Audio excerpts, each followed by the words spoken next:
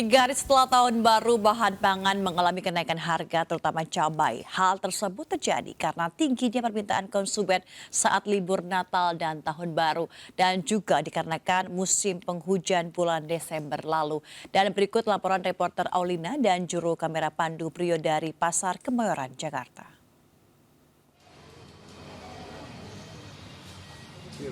Ya pemirsa, memasuki awal tahun baru 2025, beberapa bahan pokok ini mengalami fluktuasi atau kenaikan harga.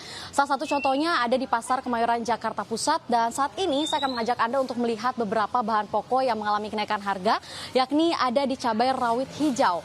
Cabai rawit hijau ini awalnya berada di kisaran harga sekitar 30 sampai 35 ribu rupiah saja, namun saat ini cabai rawit hijau berada di kisaran 70 ribu rupiah per kilonya. Cabai keriting merah juga yang bisa saya tunjukkan pada Anda, ini juga mengalami kenaikan harga yang awalnya sama di kisaran 30 sampai dengan 35 ribu rupiah, sampai saat ini ada di kisaran 55 ribu rupiah. Sempat terjadi lonjakan harga di kisaran 65 ribu rupiah.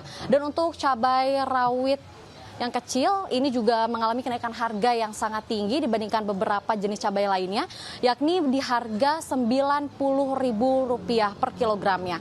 Dan juga pemirsa, untuk beberapa sayur mayur lainnya di Pasar Kemayoran Jakarta juga mengalami kenaikan seperti engkol yang katanya mengalami kenaikan Rp10.000. Namun berdasarkan data dari Badan Pangan Indonesia menyebutkan bahwa yang mengalami kenaikan ini ada dua jenis, di mana kenaikan untuk cabai keriting ini sekitar 3% dan untuk cabai rawit merah ini sekitar 4%. Dan sebetulnya hal apa yang menyebabkan beberapa bahan pokok ini mengalami kenaikan?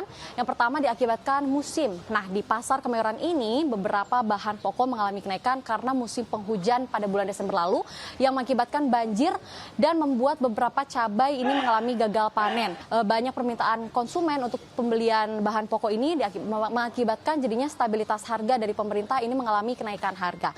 Dan dipastikan harga ini juga akan terus meningkat sampai bulan puasa nanti. Dari Jakarta, Aulina Iyasya dan Pandu Priyo Aji, iNews melapor.